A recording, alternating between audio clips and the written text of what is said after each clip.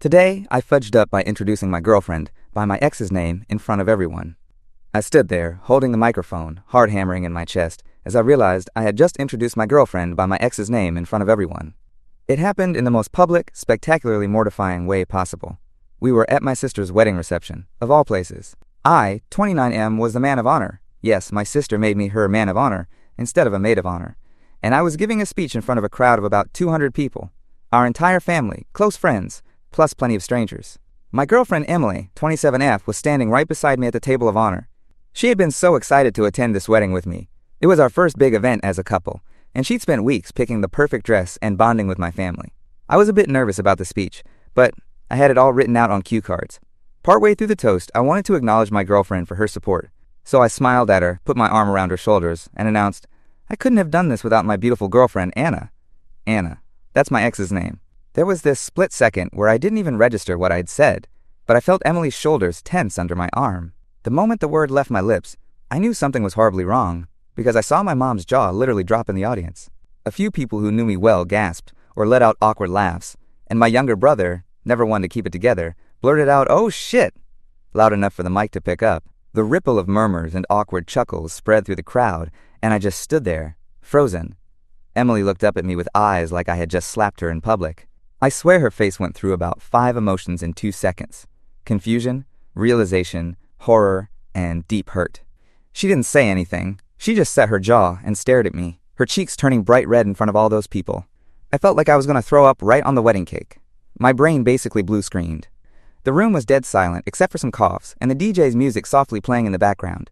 He had stopped lowering it for my speech once I fumbled, so some random Bruno Mars song was awkwardly filling the void. I stammered, I mean Emily? I said Emily, of course, trying to backtrack, my voice crackling through the speakers. But the damage was done.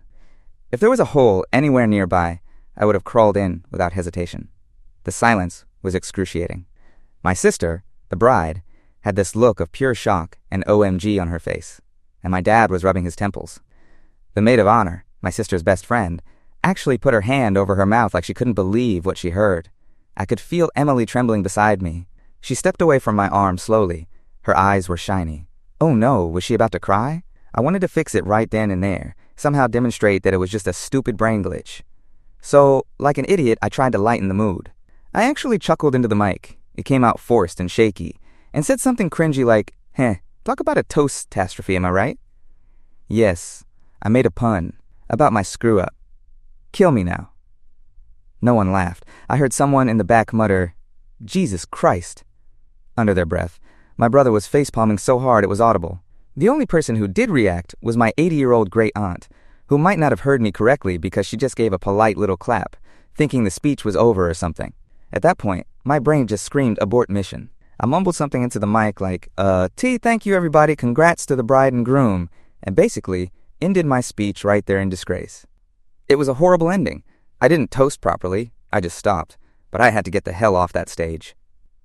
There was a smattering of pity applause as I handed the microphone back to the DJ, who looked like he wanted to be anywhere else. Emily had already slipped away from my side by the time I turned around.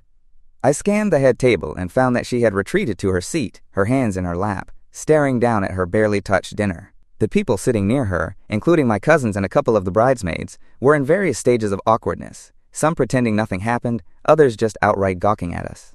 My face was on fire. I walked back to my seat next to her, feeling like every eye in the room was on me. They probably were.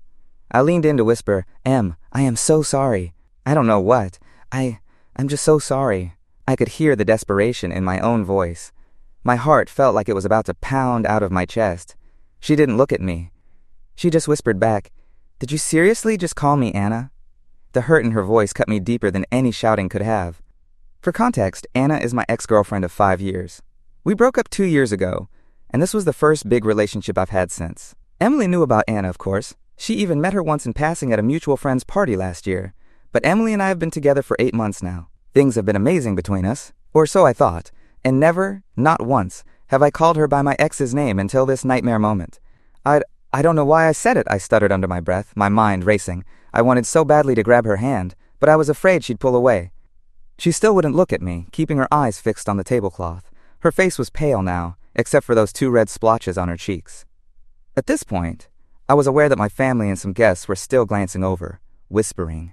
My sister was shooting me a wide-eyed WTF look from the bridal table. I felt like the worst brother ever for making a scene at her wedding.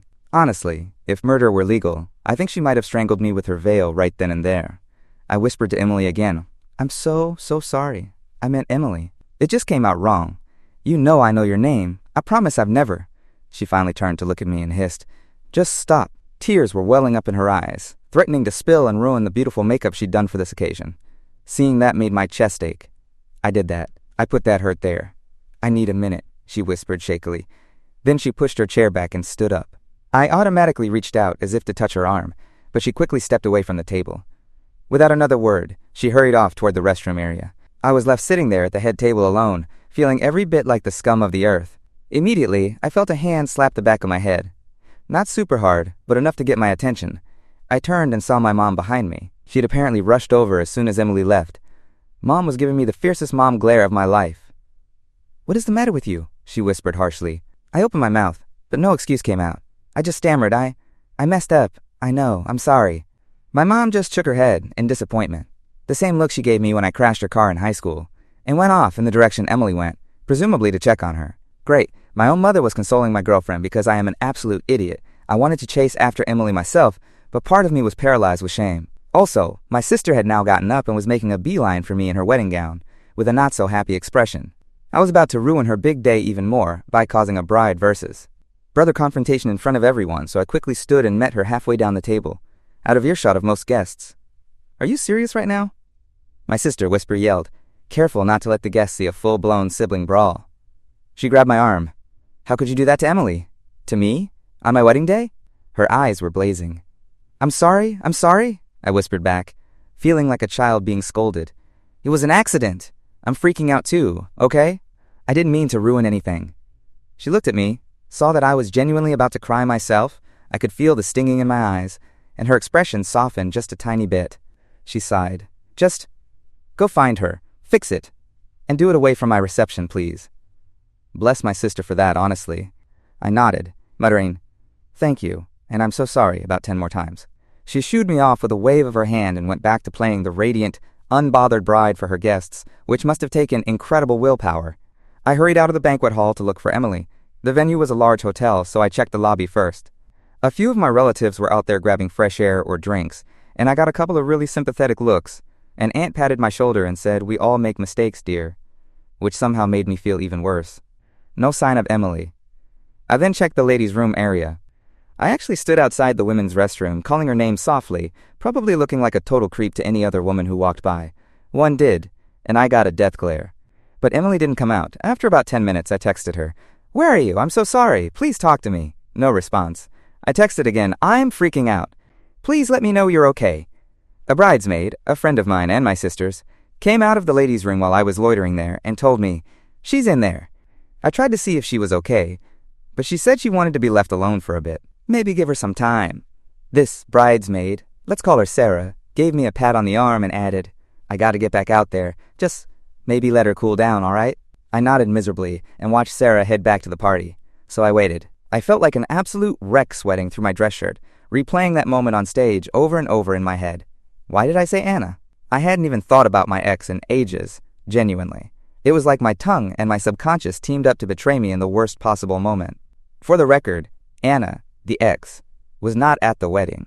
Thank God for small mercies. She and my sister were friendly when I was dating her, but obviously after our breakup, she wasn't exactly on the guest list.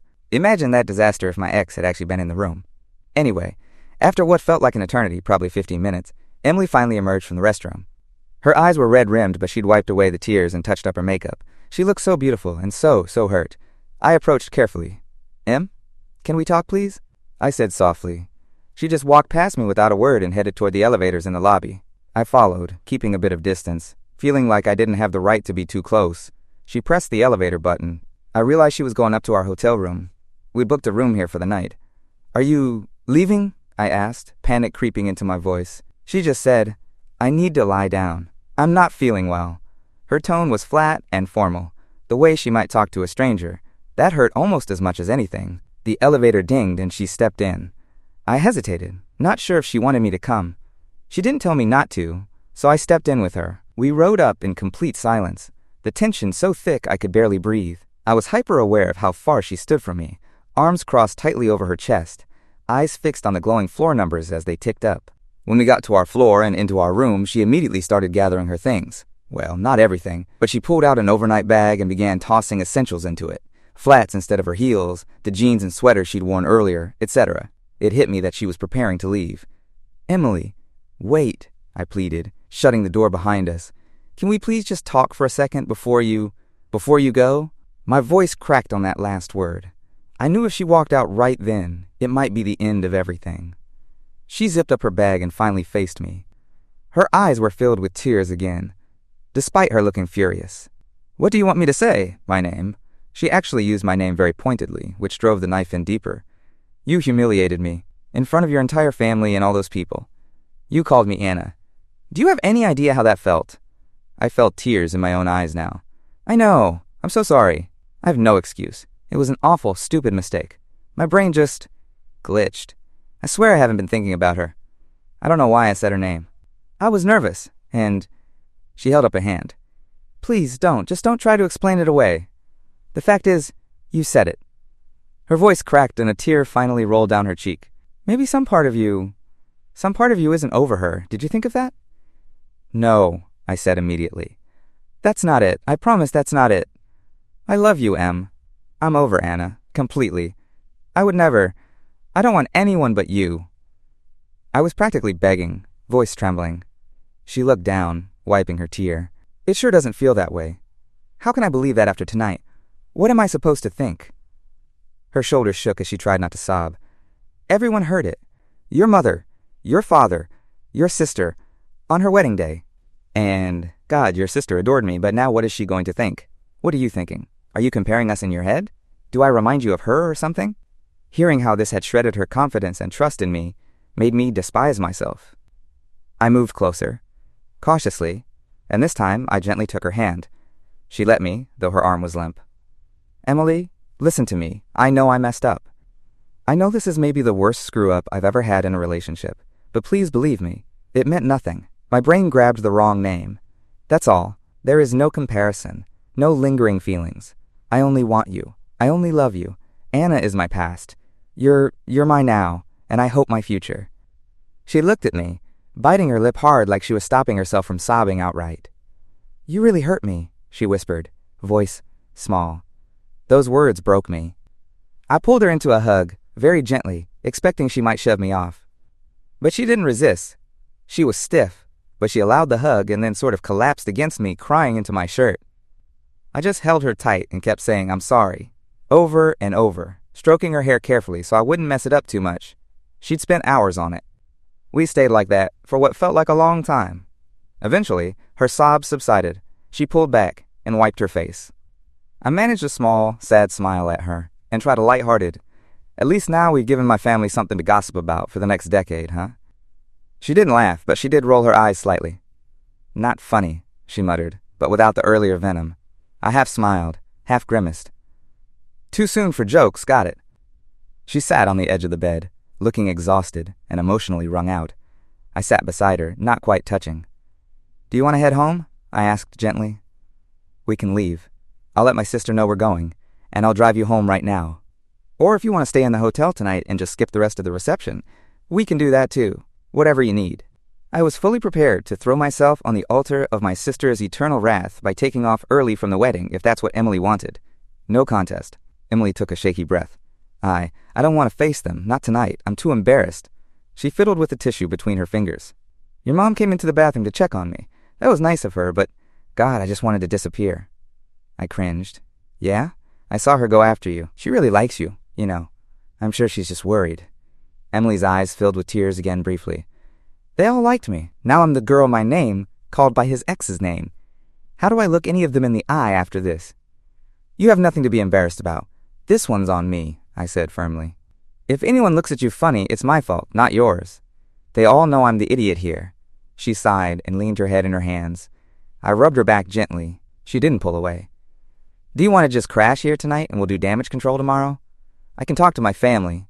Make them understand it was my screw-up and nothing to do with you. Not that it fixes what I did, but maybe it'll make it a little less awful for you socially." She nodded slightly. "I don't want to do the long drive home tonight. We had driven about 2 hours to get to the wedding venue city. Of course, I said. We'll stay. I'll text my sister that we're not coming back down to the reception.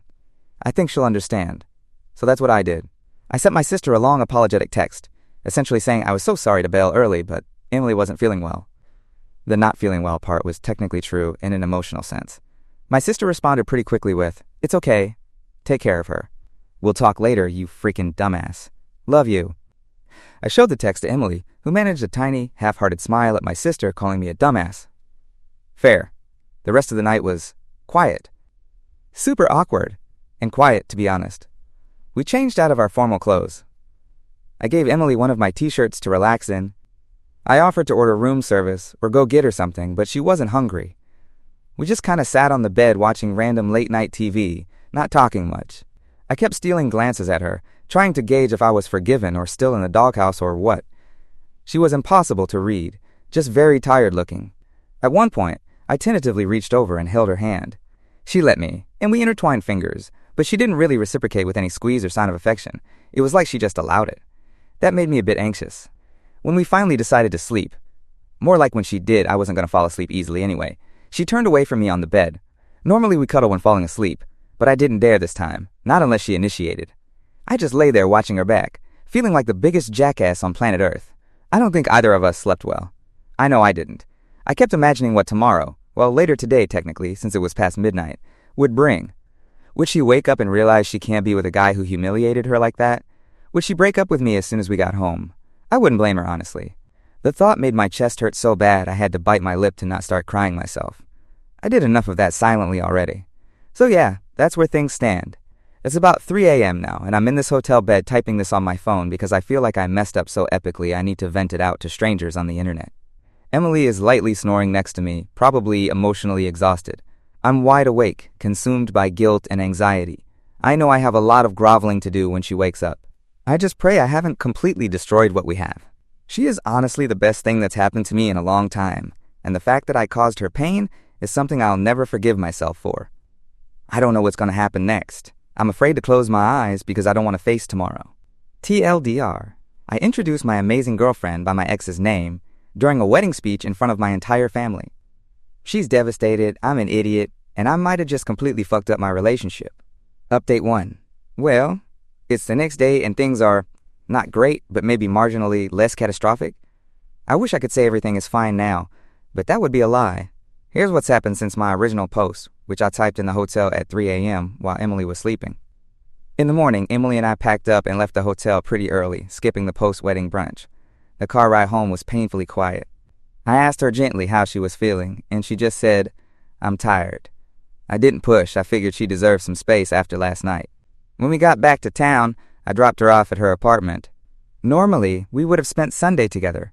We often do lazy Sundays binging Netflix or going to the farmer's market, but she said she wanted to be alone for a while to think. Hearing those words felt like a punch in the gut, but I told her I understood. I helped carry her bag to her door. I was afraid to even try to kiss her goodbye, so I just kind of hovered awkwardly.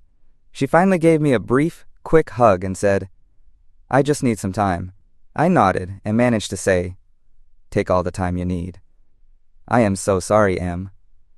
My voice was pretty shaky. She just nodded, went inside, and closed the door. I stood there like an idiot for a minute, then walked back to my car feeling like I might throw up. That was this morning. The rest of the day has been agonizing. We've been texting a little, but it's been very surface level. I sent a long apology text around noon, basically pouring my heart out about how sorry I am and how I love her so much and have zero feelings for my ex.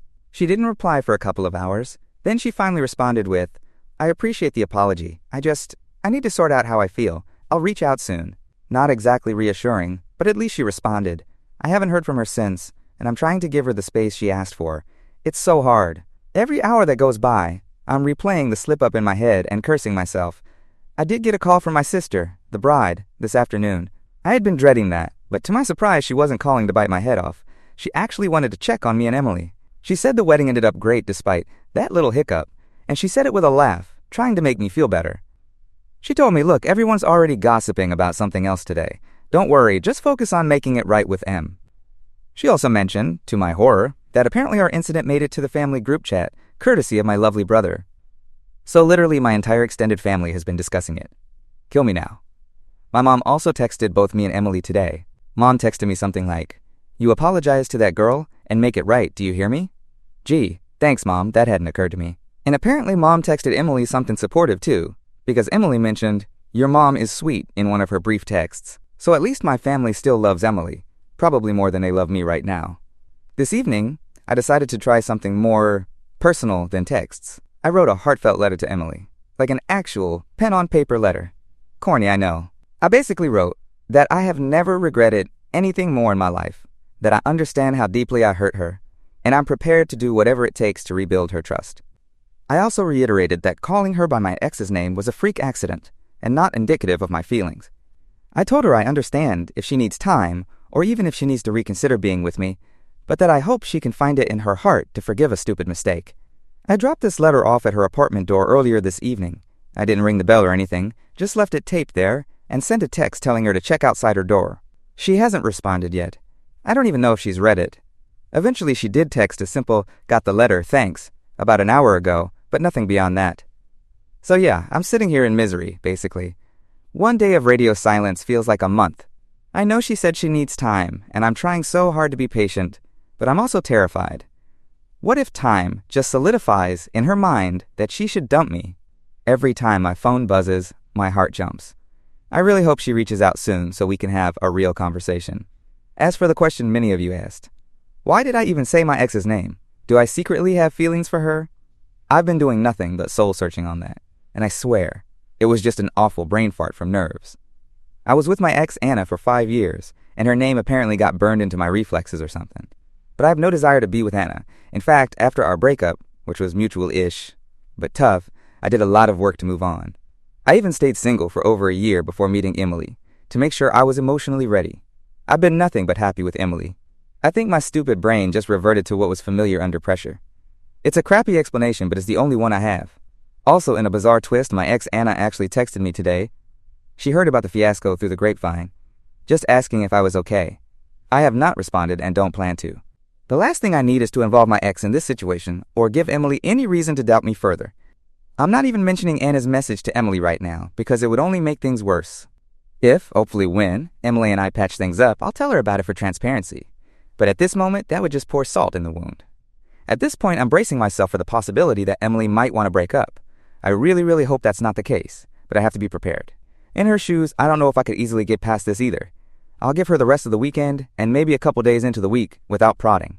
If I don't hear from her by midweek, I might reach out gently just to ask if we can talk. Every second that I don't proactively try to fix this feels wrong, but I also know pushing too hard could backfire. To those who suggested some grand gesture like showing up with flowers or doing something extravagant, I'm holding off. Right now, I think it would only overwhelm or irritate her. The letter might be as much as I can do until she's ready to talk. I wish I had a more conclusive update. As of now, we're in relationship limbo. I'm just trying to stay hopeful that she'll give me a chance to talk face to face soon. This silence is torture, but if it's what she needs to process, I have to respect it. I'll update again when I know more, good or bad. Please send good vibes or prayers or whatever, that I haven't completely nuked my relationship. Update 2, final update. I wish I had better news. It's been about a week since the wedding incident, and we finally had the big talk. Unfortunately, it didn't end the way I hoped. After giving Emily a few days of space, which were absolute hell for me, but I respected her request, she texted on Wednesday asking if we could meet up that evening to talk. I immediately said yes. I went over to her apartment with my heart in my throat, not sure if I was walking into a breakup or a breakthrough. She invited me in, and we sat on her couch. She looked very somber and had clearly been crying before I arrived. I was shaking with nerves. I started to speak first. I'd rehearsed a whole speech in my head, but she stopped me. She said, "Let me talk first, please." So I went quiet and listened, feeling my pulse in my ears. Emily basically poured out how she'd been feeling these past few days. She said that what happened at the wedding really shattered her confidence in our relationship. She told me that while she does believe me that the name slip was an accident, it nonetheless planted a seed of doubt that she can't shake. "Every time I look at you, I hear you saying her name," she said softly, and I could see tears in her eyes. She explained that she's maybe more insecure about my past relationship than she wanted to admit, and this incident just brought all those fears to the surface. I gently asked if there was anything I could do to help rebuild things, like couples counseling, more open conversations about insecurities, anything. I was basically begging. My voice was cracking, and I was trying not to break down sobbing. She squeezed my hand and said, I know you would do anything to fix this, and I love you for that, but I think I've realized I have my own issues I need to sort out. This brought them to the surface. She was crying by now, too. I felt a deep dread forming in my stomach. Then she said the words I feared. I think we should take a break. She actually kind of hedged, like, maybe we should take a break from us, but I knew what she meant. I was stunned, even though I tried to steel myself for that possibility. My eyes instantly flooded with tears. I managed to croak out, Are you breaking up with me? She gripped my hand and said, I don't want to say it's forever, but I think we need to step back from the relationship for now. That basically is a breakup, just with gentler wording. It felt like a dagger to the heart regardless. At that point, I did start crying in earnest. I choked out, Please, Em, I know I screwed up, but we can get past this. I'll do anything. I love you so much. She was crying too, saying, I love you too. This is so hard. We both just sat there sobbing and holding each other for a long while. It was honestly one of the most heartbreaking moments of my life. I asked her if she thinks there's any chance we could reconnect after some time, or if she sees this as a permanent break. She looked torn and said she truly doesn't know, but she wouldn't rule it out. Never say never was her exact phrase, but she made no promises that we'd get back together. She said, I think we both need to grow a bit from this. We eventually exchanged apartment keys. We each had keys to one another's place. Seeing her hand over my key was a punch in the gut. It made everything feel painfully real and final. Finally, it was time for me to leave. We were both emotionally exhausted and out of words. She walked me to her door. Before I left, I whispered, I'm so sorry, Em. She nodded, tears in her eyes, and whispered back, I know. I'm sorry too. I asked if I could hug her one more time. She nodded and we hugged tightly for a few moments. I wanted so badly to kiss her, but I knew I shouldn't, and she didn't move to either. Then I left. She closed the door behind me, and I barely made it to my car before breaking down completely. I won't lie. I sat in my car and cried harder than I ever have. Eventually, I pulled myself together enough to drive home. So, that's it. We're officially on a break. Which, reading between the lines, is basically a breakup unless some miracle happens down the line. I'm devastated. I spent that night telling a couple of close friends and having them come over to keep me company. Shout out to good friends. It's hard to even type this out. Part of me can't believe I managed to screw up the best relationship I ever had with one stupid word. But here we are. I don't blame Emily at all, to be clear. Could we have worked through it? Maybe, with time. But I respect her feelings that she just can't do this right now.